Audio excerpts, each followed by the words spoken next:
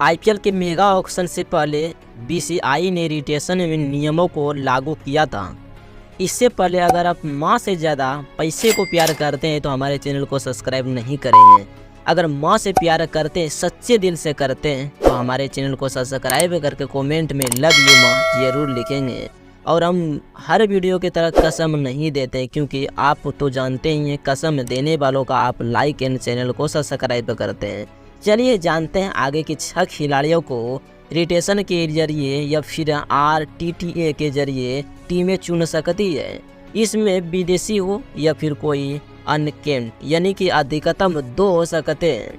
लेकिन अब इसी नियमों को लेकर फ्रेंचाइजी के बीच में थोड़ा सा घमासान शुरू हो चुका है। कुछ फ्रेंचाइजी ने तो इन नियमों को खिलाफ यानी कि आपत्ति ही जताई है, क्योंकि इन नियमों से काफ़ी कुछ बिगड़ता हुआ नज़र आ सकता है। दरअसल कुछ हुआ है मामलों वो आपको बताता हूँ।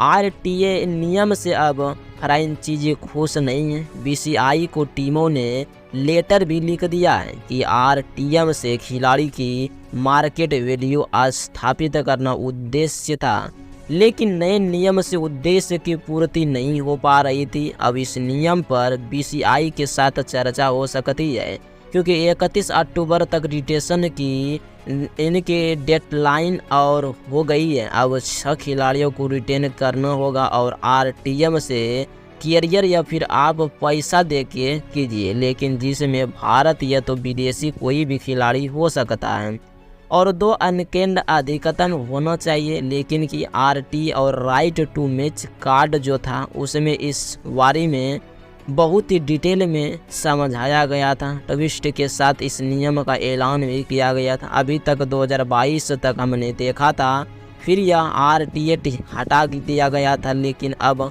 आरटीए को वापस लाया गया है। लेकिन इसमें एक बड़ा ट्विस्ट भी है। अब आरटीएम के बारे में अगर समझे तो अगर आप 4 खिलाड़ी को रिटेन करते हैं तो आपके पास 2 आरटीएम कार्ड हैं।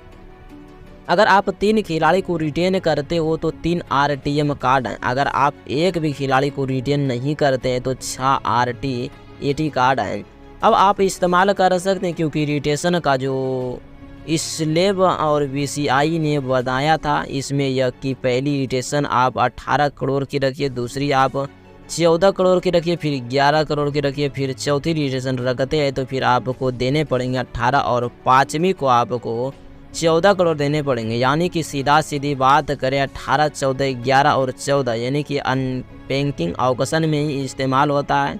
दरअसल आरटीएम कार्ड इस बारे में नए ट्विस्ट के साथ कैसे आया है वो मैं आपको समझाता हूँ। दरअसल ऑक्शन के दौरान एक एक्स प्लेयर पर बिडिंग जारी में कई, आप मान लीजिए कि उदाहरण के तौर पर एक एक्स प्लेयर है जिस पर बिडिंग चल रही है। ऐसे में आरसीबी ने एक्स को 6 करोड़ की सबसे ऊंची बोली लगाती है कि 6 करोड़ में हम इस खिलाड़ी को खरीदना चाहते हैं, या तो फिर एक को वर्तमान टीम होगी जो कि करेंट टीम होगी, उससे पूछा जाएगा कि क्या आप अपने आरटीएम का इस्तेमाल करना चाहते हैं, तो वर्तमान टीम के पास अगर आरटीएम होगा तो इस्तेमाल करेगी, और अगर आप करती है या तो करते हैं तो ऐसे में जिस भी टीम में चाहे वह आरसीबी हो चाहे कोई भी हो, एक उदाहरण है, और इस टीम को एक अंतिम बोली लगाने का मौका भी दिया जाएगा। अगर आप टीम आरसीबी टीम जो है वो अगर 9 करोड़ पर बोली लगाती है तो वर्तमान टीम जो है 9 करोड़ में से उसे खरीदेंगे,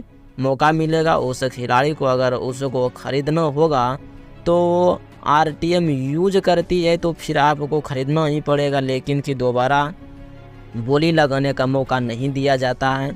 यानी सीधी मुद्दे पर बात करें, पहला नियम बड़ा नियम और सिंपल था। अगर किसी ने एक प्लेयर पर 15 करोड़ लगाए हैं और अपनी करेंट टीम को प्लेयर चाहिए तो कार्ड दिखाने पड़ेंगे, और दिखाते थे, लेकिन आरटीएम कार्ड और 15 करोड़ में खरीद लेते थे।